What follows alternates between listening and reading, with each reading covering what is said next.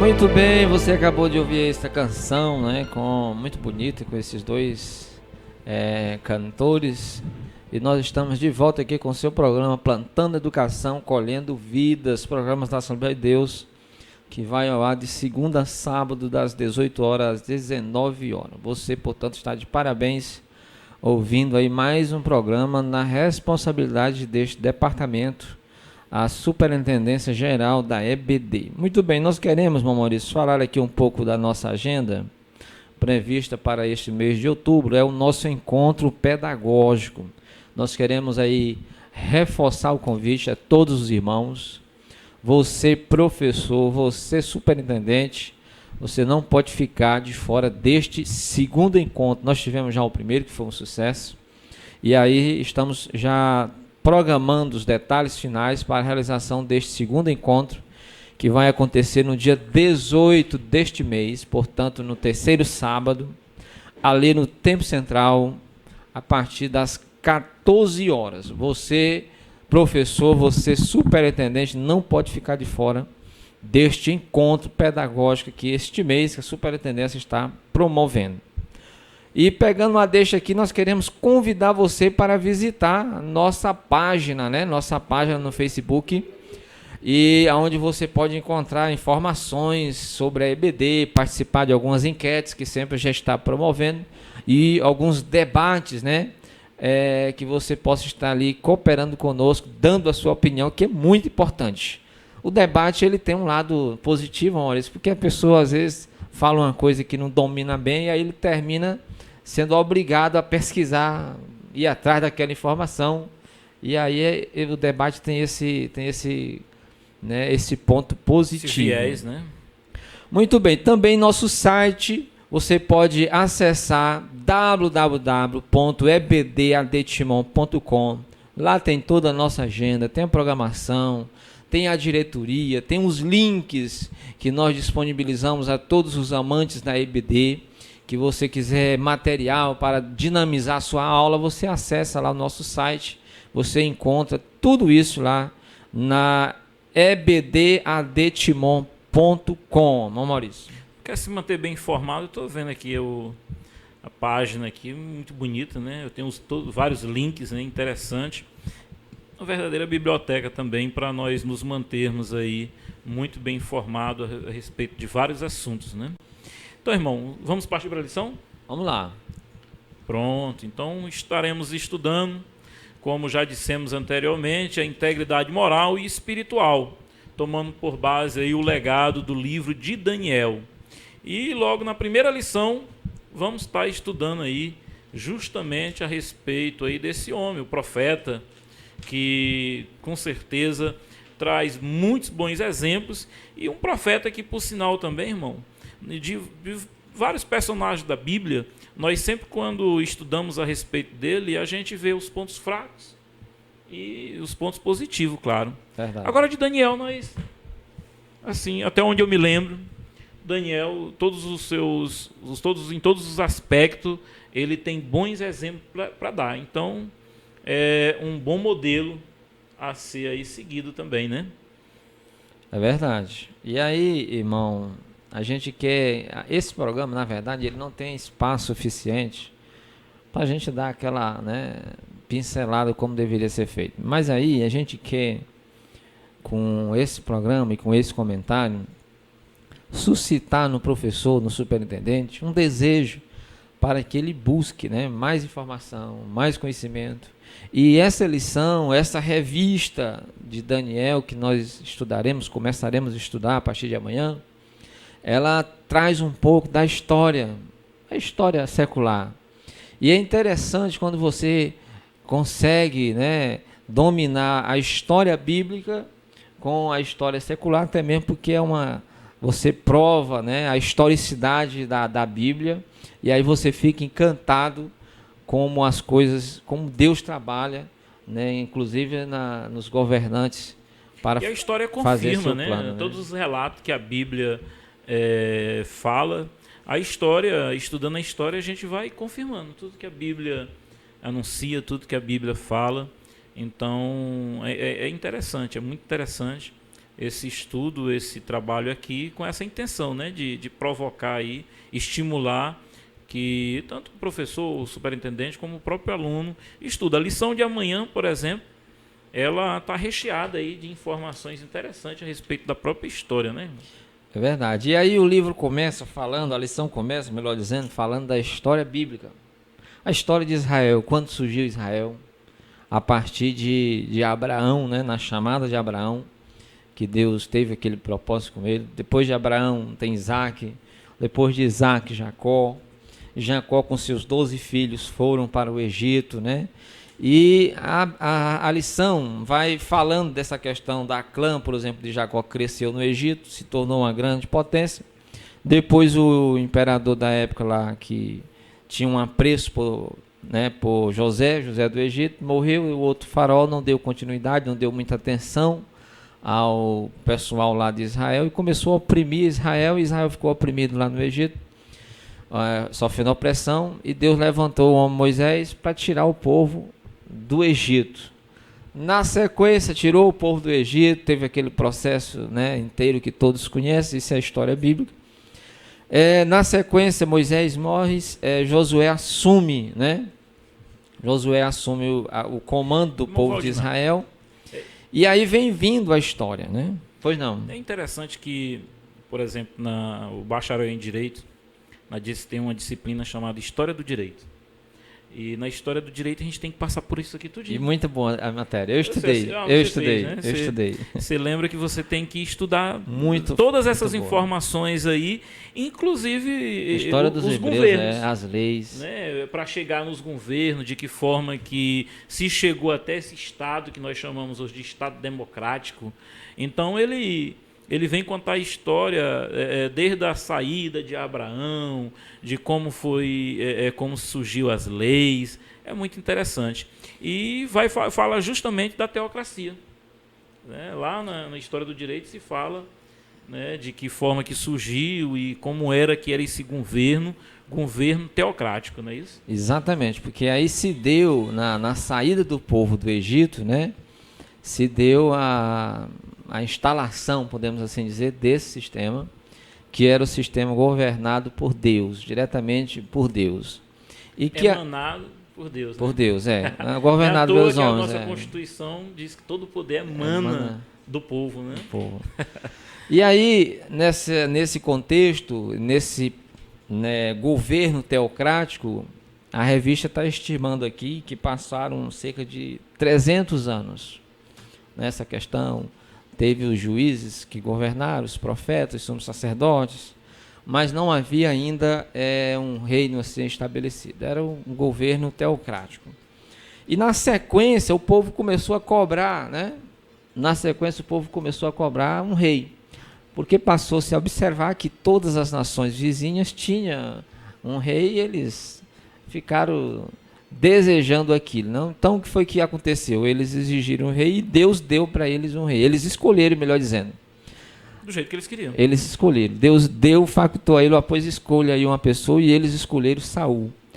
Então Saul iniciou um período na Bíblia, um período histórico que a gente chama de Reino Unido, que foi Saul, Davi e Salomão, que foi a monarquia, o Reino Unido, né, os três primeiros reis que governaram Israel. Viu que, se eu não estiver enganado, um filósofo, ele é Joseph Smith, se eu não estiver enganado o nome dele.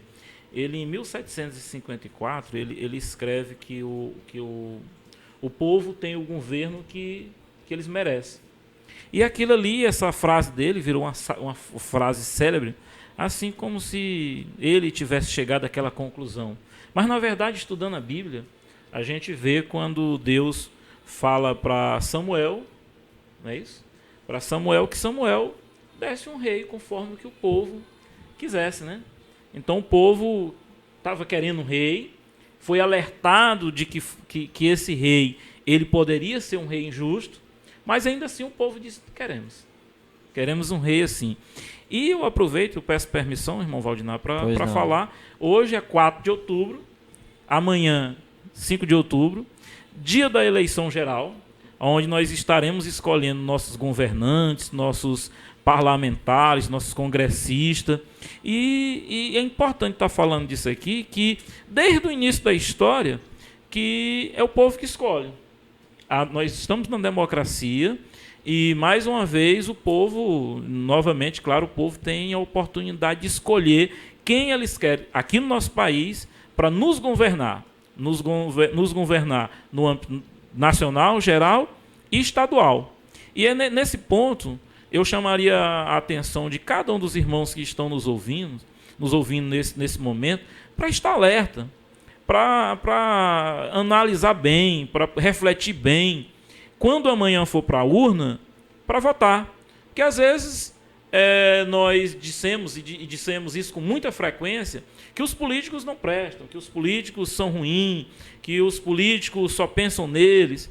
Porém, a gente é quem elege, porque naquela época da teocracia, o poder emanava de Deus. Mas nos dias de hoje atuais, no Brasil, a própria Constituição Federal, os constituintes de 1988, eles permitiram, eles deram aí que todo poder emanaria do povo. É o povo que escolhe, é o povo que decide. Então, amanhã é a oportunidade. Em junho do ano passado, o povo foi para a rua dizer que estava insatisfeito com o governo.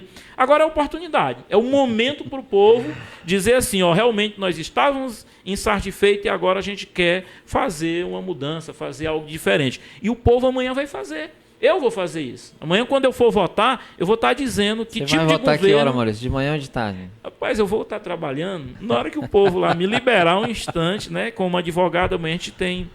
Boa parte dos advogados vão estar trabalhando.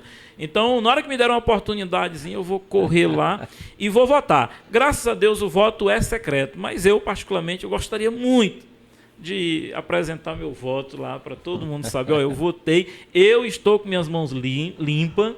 Se você votou no seu candidato aí e não der certo, responsabilidade sua. Não é isso? É verdade, a gente precisa ter esse devido cuidado, porque é o governo que existe aqui no nosso Brasil, né? Desculpa, porque esse assunto acho muito interessante. Eu vejo gente dizer assim, eu sou apartidário. Você já ouviu essa expressão? Já. E eu fiquei, meu Deus, o que quer dizer apartidário? Ainda tem uns que falam a política também. Apolítico. É. Quem é que é apolítico nesse país, meu irmão? Pelo amor de Deus, não há como nós sermos... Porque, assim, a política é quem está em cima do muro, será? Será que isso quer dizer? Em cima do muro, dizer que não tem nada a ver. A comida que nós comemos depende dos políticos. Os políticos lá que regem as leis, que diz quanto é que vai ser o preço, aquela coisa toda, os tributos, colégio, se tem colégio, se tem escola de qualidade... é responsabilidade deles, se tem saúde de qualidade, é responsabilidade dos políticos. Como é que o camarada vai dizer que ele é apartidário? Não tem nada a ver com isso. Não tenho nada a ver com isso. Lá o povo... Ora, eu sou o povo. Eu sou o povo. E isso o pessoal tem que se ligar um pouco a respeito disso. E amanhã, quando for votar, não ir com esse coração de negócio de apartidarismo. Se der o que der, não. E outra fase interessante que eu vi de alguém. Alguém disse assim, não, mas Deus é que sabe. Meu irmão, que é isso? É verdade. Mas nós queremos deixar essa dica aqui, os irmãos atentem aí para quem os irmãos vão votar. Nós já estamos sendo cobrados aqui, né? Mas é assunto da lição. É porque fala do governo, né? Que na época era tudo bem, tá governo certo. teocrático, que agora veio o monarca, né? Monarca, a gente entra pro tema monarca. Que é a questão do governo, né? Governo pelos reis. Pelos reis. Aí, voltando nessa história, Maurício, essa questão do reino lá, que foi o Reino Unido, Saul, Davi e Salomão, na sequência, logo após a morte de Salomão, o reino se divide. Aí entra um período que a gente chama reino dividido. Exatamente, as 12 tribos, elas se dividiram, né? Então ficou o reino do norte e reino do sul, como ficou assim conhecido. Uma com 10 tribos e outra com duas tribos, né? E aí é onde, nesse período, Israel passa por uma crise. Por isso que é bom a pessoa não perder o fio da meada, porque vem lá desde Abraão, né, Isaac, Jacó, Jacó com seus filhos vão para o Egito, do Egito eles voltam para Israel para conquistar a terra prometida. Nesse período Deus estabelece, né, as leis lá e tem o período teocrático, depois o Reino Unido com Saul, Davi e Salomão, e na sequência o reino dividido, que foi exatamente com Roboão, filho lá de Salomão, que não conseguiu manter o reino, né, unido, e as 12 tribos se dividiram, reino do norte e reino do sul. E nesse período Israel passa por uma crise espiritual. E um dos profetas que eu queria chamar a atenção do irmão, nós vamos já para uma canção para depois a gente continuar aqui, mas nesse período de crise, um dos profetas que profetiza o exílio de Israel, que profetiza a ruína de Israel, chama-se Jeremias. E parece que eu estou vendo Jeremias profetizando, e Daniel, garotinho, ouvindo Jeremias. E aí, porque Daniel é contemporâneo, né, de Jeremias, embora mais novo, Jeremias mais velho, mas Daniel é da mesma época lá do profeta Jeremias. Talvez Daniel da mesma idade de Ezequiel, talvez Ezequiel um pouco mais velho, pouca coisa. Mas é nesse contexto que aparece Daniel. Por quê? Porque no reino dividido, onde as 12 tribos se dividiram, o reino do norte e o reino do sul, Israel passa por uma crise, se distancia de Deus, começa a fazer coisas que abominam ao Senhor. Jeremias começa a profetizar que eles se arrependam, ou então Deus vai pesar a mão sobre eles, e de repente Deus pesa a mão sobre eles, e Babilônia, que era o império, né, o império da época, entrou, invadiu Jerusalém, e levou cativo alguns jovens para a Babilônia. Entre esses jovens cativos estava Daniel, porque na verdade a Babilônia, o Império Babilônico fez 2 levas de judeus para a Babilônia. Daniel foi na primeira logo ele selecionou ali os mais inteligentes, os mais vistosos, bonitos, podemos assim dizer assim, e levou para trabalhar. E na sequência teve outra, depois foi o profeta Ezequiel. Mas aí é nesse contexto que Daniel entra com as suas visões, nesse contexto que Daniel entra com as suas revelações apocalípticas, podemos assim dizer, de que Deus fala para ele muitas coisas com respeito a próprio Israel e também as coisas futuras. E aí o autor está nos dizendo aqui, nos apontando uma coisa interessante, que o livro de Daniel ele tem essa divisão, né? Esse lado histórico, mas tem também esse lado profético. E aí nós queremos dizer aos irmãos e aos amigos que é importante a participação de vocês aqui, ligando para nós. Nós temos aqui um irmão fazendo aqui um questionamento, o irmão Carlos Eduardo, que está aí nos acompanhando pelo Facebook, a paz do Senhor, irmão Carlos Eduardo, e ele está perguntando aqui por que Daniel é o nosso contemporâneo. Nós vamos ouvir, Carlos Eduardo, mais um louvor. Vamos fazer o seguinte, nós vamos pedir que você nos ligue, que eu sei que você é um rapaz atenado com a EBD.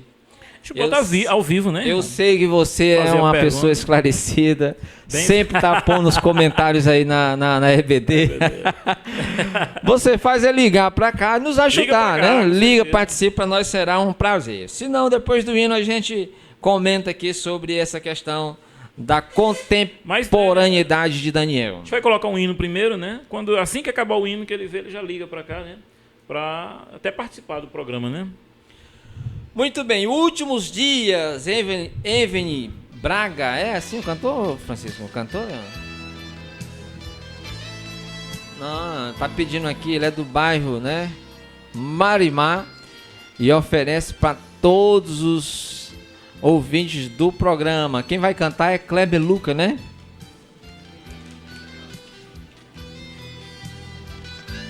Vamos ver aqui quem é que vai cantar direitinho. Últimos dias tem aí esse, depois vamos ouvir. Esse último dia é Evelyn Braga, o Júnior do bairro Marimá, que oferece para todos os ouvintes do programa. E nós saudamos com a paz do Senhor. Irmão Carlos Eduardo, liga para nós, Carlos Eduardo. Depois do hino. Tu entra aí ao vivo aí, paz do Senhor.